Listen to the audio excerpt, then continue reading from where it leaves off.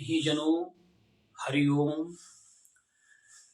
क्या हमारे ईश्वर अल्लाह जो जिस रूप में जिस नाम में भी हम उनको पुकारते हैं, क्या वो सिर्फ साहित्यिक धर्म ग्रंथों तक ही सीमित रह गए?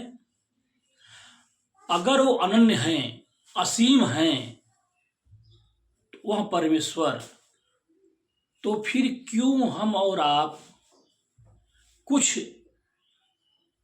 परिदृश्य जो हमारे आपके चारों तरफ दिखाई पड़ रही हैं, देखा जाए तो कुरान की कुछ आयतों को न पढ़ पाने के कारण आए दिन मानवीय करुणा का ह्रास हो रहा है, मानवीय नरसंहार हो रहा है।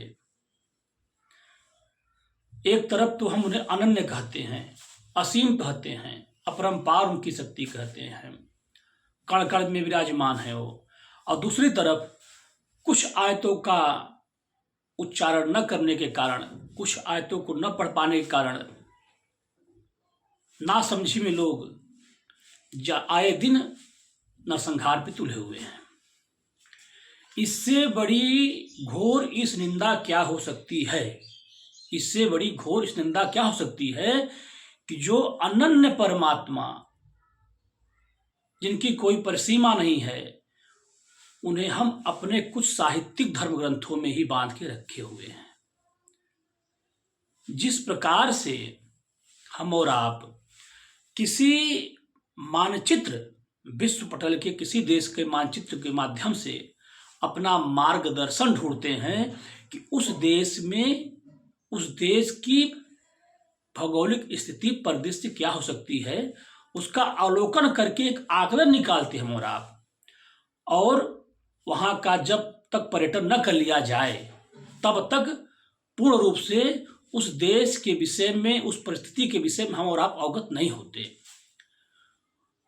तो कहीं न कहीं हमारे आप के मार्गदर्शक के रूप में, हमारे आप की प्रकाशक के रूप में ये साहित्यिक धर्म ग्रंथ हमारे हैं। चाहे वेद, पुराण, उपनिषद, गीता, गुरु ग्रंथ साहिब, बाइबिल, कुरान, जो भी धर्म ग्रंथ का नाम लिया जाए, वो सब कहीं न कहीं हमारे आपके मार्गदर्शन के लिए हैं। और उनके मार्गदर्शन में हम और आप अपने मंजिल को प्राप्त करें। वो हमारे आपके बीच मतभेद पैदा करने के लिए नहीं है। हरि अनंत हरि कथा अनंता, कहीं सुनहि बहु विधि सब संता। उनके विषय में जो अनंत हैं, उन्हें किसी कलिकाल में नहीं बना सकता।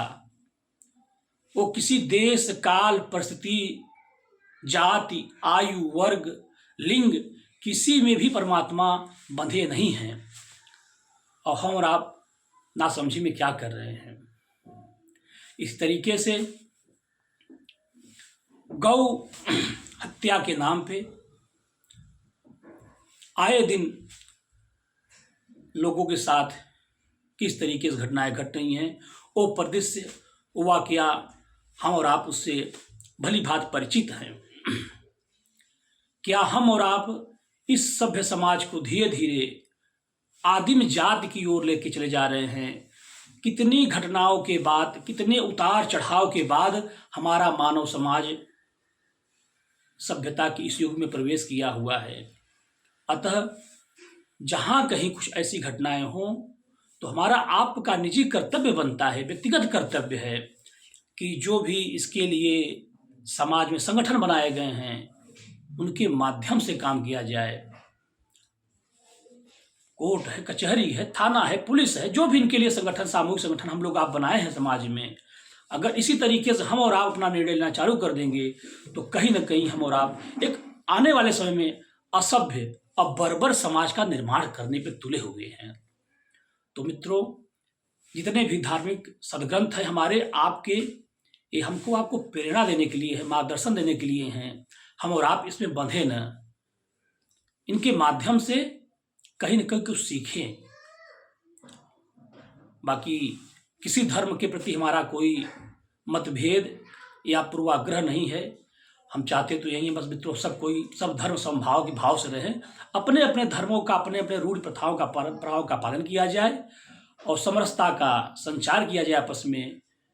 मित्रों, शेष इसी चिंतन एवं विवेचना के साथ हम आशा उम्मीद रखते हैं कि नई पीढ़ी कुछ न कुछ हम लोग की एक नई संवाद में उतरे, एक सार्थक संवाद करे। मित्रों, शेष हरि कृपा, भगवान सबको सद्बुद्धि प्रदान करे। हरि ओम।